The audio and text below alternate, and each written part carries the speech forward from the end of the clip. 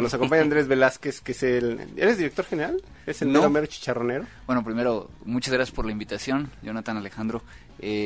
No soy director general, porque me di cuenta que yo no a esas cosas de administración, pues sí, más o menos le sabía, pero que no era mi fuerte. Entonces, simplemente lo hemos dejado como Digital Forensics Guru and President. Para que suene, ¿no? O sea, si le pusiéramos un CO al final, serías como Chief Guru Officer. Lo que pasa es que, bueno, aquí el tema era poder llegar a describir, y fue muy difícil el poder llegar a describir lo que realmente hago dentro de la empresa. No has llegado a ese punto y voy a dejar que tú lo expliques, pero que de alguna manera es muy diferente a todo lo demás, ¿no?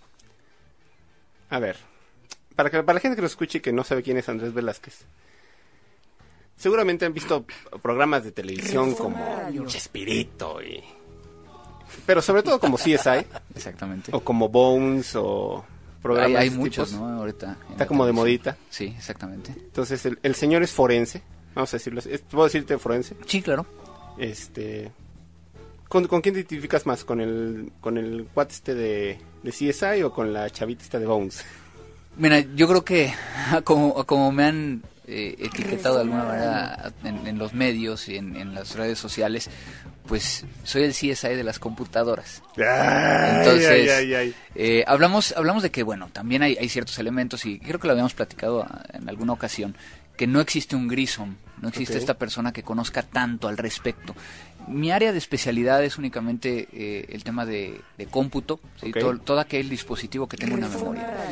Y lo que nos dedicamos nosotros es a poder llegar a utilizar esa información contenida en un medio de almacenamiento para poder llegar a presentarlo, ya sea para tomar una decisión en una investigación interna, o por el otro lado para poder llegar a ser utilizado en un procedimiento legal. Ok, o sea, realmente es como forense, o sea, nada más das herramientas de argumentación para la gente, ya sea los que están acusando o los que están defendiendo. Sí, que puede ser dentro de una organización, no necesariamente llega hasta las últimas instancias de judicializarlo, sino que muchas veces puede llegar a suceder a nivel de que alguien dentro de una organización comete un fraude y el director general quiere llegar a saber quién fue, sin llegar a una instancia legal que a lo mejor afecta la imagen de la empresa, de tal manera que entonces lo hace para poder llegar a determinar internamente qué sucedió. Oye, Andrés, ¿pero eres abogado o qué profesión tienes? A ver, platícanos un poco de cómo funciona este asunto del cómputo forense. Bueno, no soy abogado, sin embargo, gracias a que he estado metido en esto, he tenido que aprender y he tenido que especializarme un poco en el tema de derecho. Yo soy ingeniero en cibernética. Desde que salí de la universidad no he dejado de estar estudiando certificaciones, principalmente hacia esta área. Y bueno, ¿qué es el cómputo forense? El cómputo forense, si lo podemos llegar a decir de definición del libro, es la aplicación de técnicas científicas y analíticas e infraestructura tecnológica para identificar, preservar, analizar y presentar datos que sean válidos dentro de un procedimiento legal. Chale, ¿te aprendiste todo eso, de veras? Pues no, es lo que hacemos diario, ¿no? Para los que estamos a las 10:15 de la mañana medio dormidos, otros medio crudos, fue fin de semana Vive Latino. Exactamente. Básicamente lo que haces es meterte en las computadoras para investigar algo.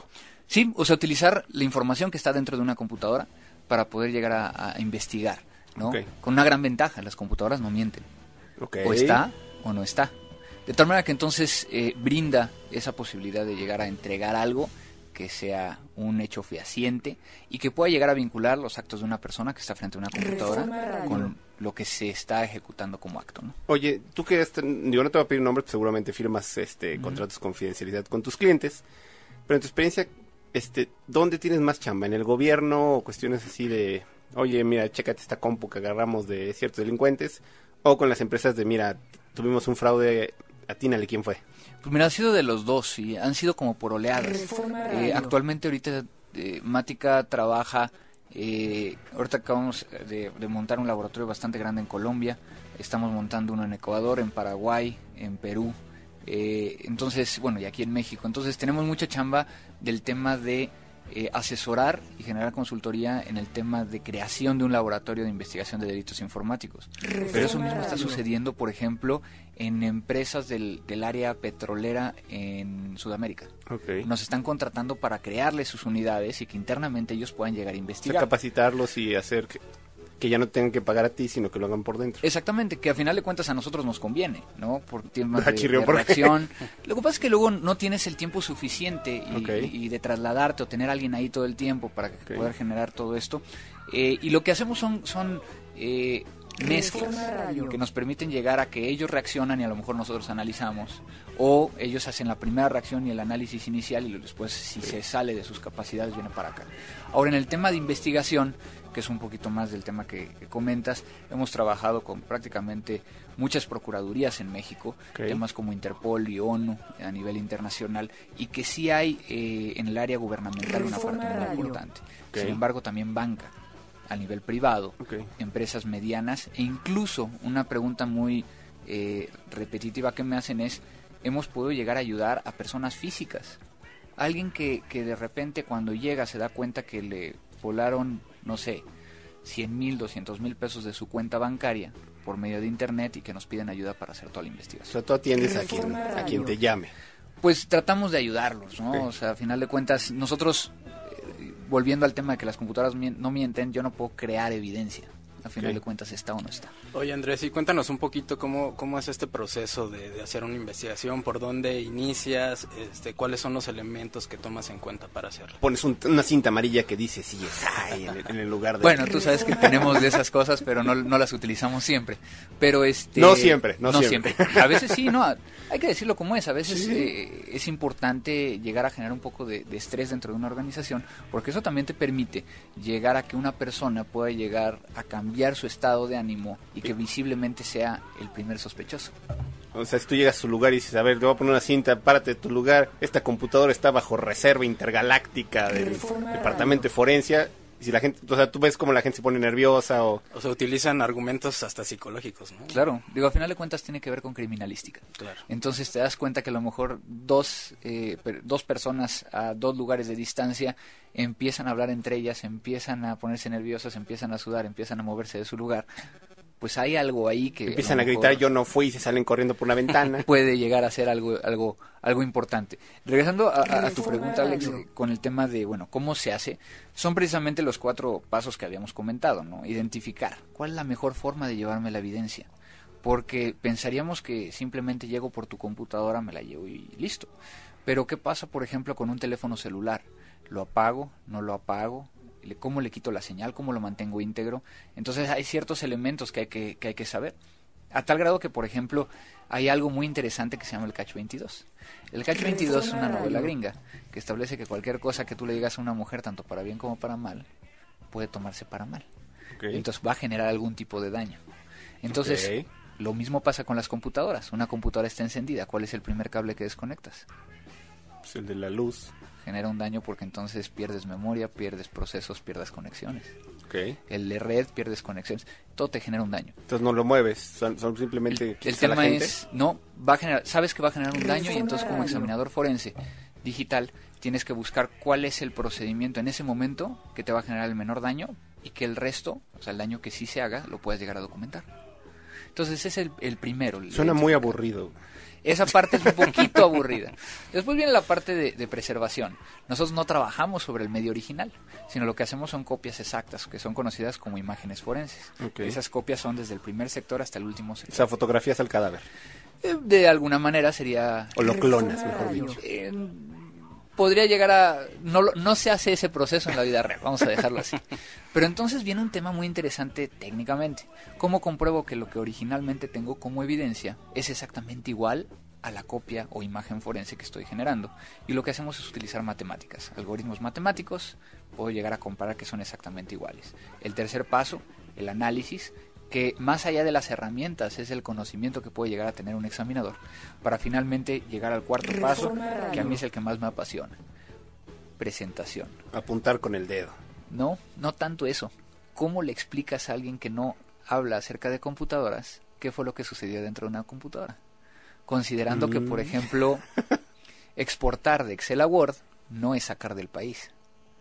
Si lo ponemos en un término de un abogado, ¿no?, o de un director general que no conoce nada de computadoras, podría ser muy conflictivo. Entonces tenemos que ser lo más tranquilos posibles, lo más explicativos y directos para que puedan llegar a entender qué sucedió. Oye, mencionaste los celulares, o sea, tú también puedes meterte en mi iPad, en las memorias USB.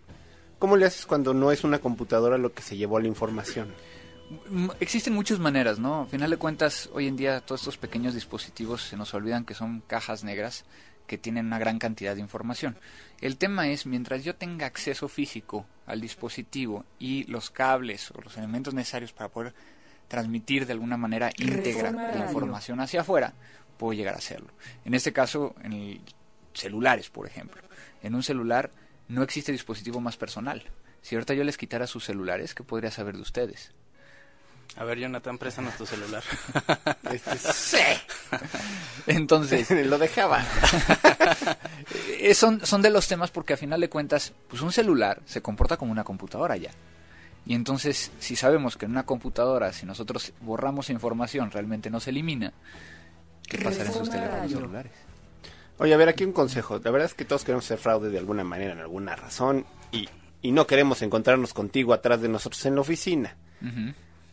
Mucho se dice de que si yo formateo la máquina, en realidad hay información que no se va. Uh-huh. Entonces, ¿qué puedo hacer, mano? Ok, bueno, voy a decir qué se puede hacer, pero también voy a decir cuáles son las repercusiones. Cuando yo tengo un disco duro, imaginemos un libro, y yo quiero eliminar el capítulo número 4 de ese libro, por lo tanto, entonces lo arranco. En un disco duro yo no puedo arrancar espacio, sino que está simplemente ahí. Lo que hace la computadora es de que va al índice y borra aquella referencia que hace hacia el capítulo 4. Pero sin embargo, todo el capítulo 4 va a seguir ahí hasta que no se sobrescriba. De tal manera que entonces, por eso cuando formateamos una máquina, la información muy probablemente sigue estando ahí. Entonces, para todos aquellos que han regalado sus computadoras o en las oficinas han regalado computadoras a colegios. Aunque te vas de la oficina y dices que la formateas para que no vean toda la pornografía que bajaste. Todo está ahí, ¿no? Okay. Aquí el tema entonces es cómo puedo llegar a destruir esa información. Existen 3 procesos diferentes. Uno se conoce como la sobreescritura, que lo que te permite precisamente es, por medio de cierto software o hardware, sobreescribir toda la información contenida en el disco. Es como poner un VHS y grabar estática. Arriba de lo que estaba de lo que grabado. Estaba para borrarlo, digamos. Y de esa manera no es posible llegar a recuperarlo, entre comillas, porque el Departamento de la Defensa de Estados Unidos establece que se tiene que llegar a sobreescribir 36 veces seguidas para poder llegar a asegurarse que no va a recuperar esa información. No, pues está canijo. Supuesto, ¿no? Pero bueno, vamos con el siguiente. El segundo es por medio de ondas electromagnéticas o magnetos muy fuertes. Es un imán. Un electroimán que me permita llegar a sobreescribir completamente el disco. Bueno, en este caso a revolver el disco, ¿no? Hay diferentes formas. Este proceso se conoce como degaussing y me permite llegar a eliminar la información. Y finalmente, el que más me gusta, no hay una mejor manera que la destrucción total. De prenderle fuego. No, prenderle fuego sí hemos podido llegar a recuperarlo. No, ya no. Poner una bomba o qué. ¿Qué significa destrucción completa si triturar el... O sea, en esas agarrar un mazo y darle masivo o que hasta que ya no funcione. Sí, pero tienes que romper los platos completamente.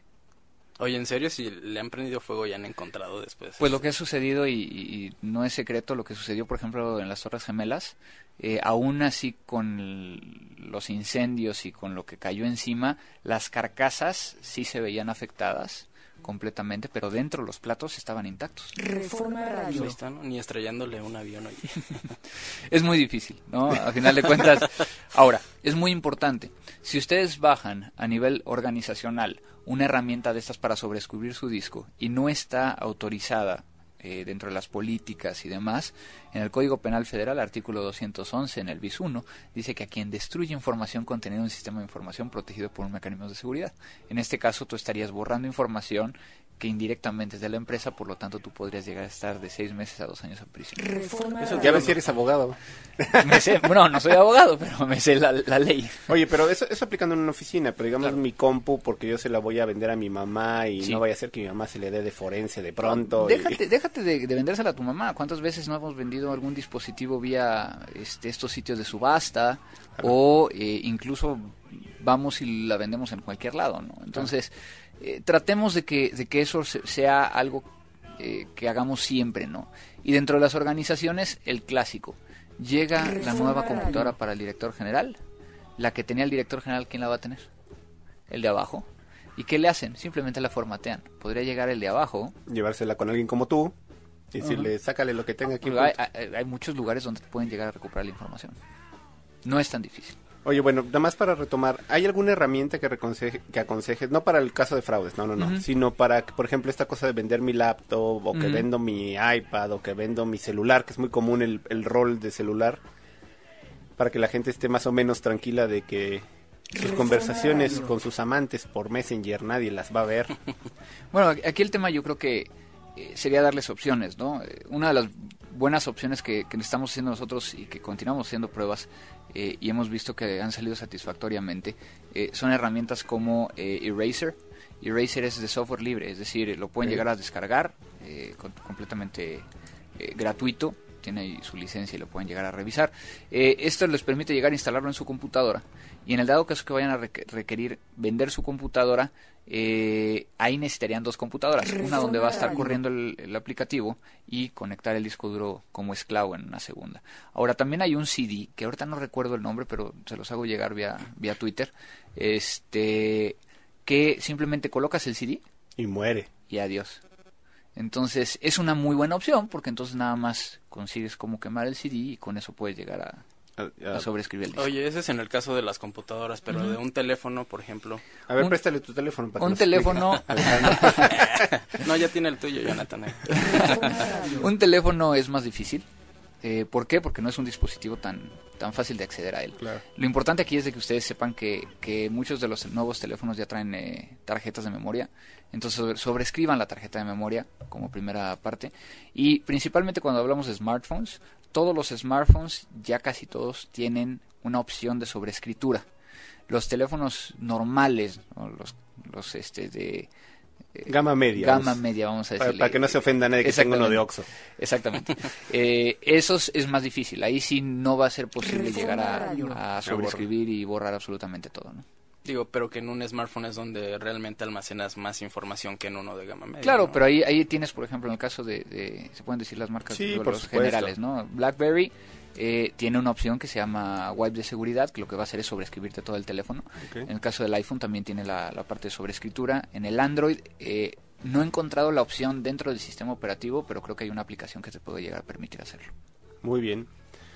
Pues muchísimas gracias. No, al contrario, Jonathan, señor. al contrario. Muchas gracias, Andrés, por tu visita acá. No, al contrario, cualquier cosa me pueden seguir en @cibercrimen, es mi Twitter. Okay. Y bueno, la página de Mática es www.matica.com. Sí, honesto, eres muy caro. Digamos, okay. Posiblemente hay empresas que nos estén escuchando y digan, oh, yo quiero que ese güey venga a ver a los de sistemas que están bajando. Ajá. ¿Es muy caro tus servicios? ¿Son muy caros? Mira, yo considero que son arriba de lo que estamos acostumbrados. O sea, no somos una empresa de soporte, ¿no? Okay. O sea, somos especializados y bueno, Mática es el primer laboratorio que se dedica a esto en América Latina. Sin embargo, por ejemplo, para hacer una investigación hemos visto y platicado con la gente y no es tan oneroso. Okay. Estamos hablando de que una investigación completa te puede llegar a salir sobre unos 40-50 mil pesos. Estamos hablando de empresa. Empresa, exactamente. Entonces, y bueno, estoy hablando de revisar desde chats, conexiones, desconexiones, si conectaron una memoria de USB, qué copiaron a la memoria de USB, a qué horas desconectaron el USB, o sea, poder llegar a hacer una buena investigación, ¿no? Muy bien. Muchas gracias, Andrés. No, gracias. Reforma Radio.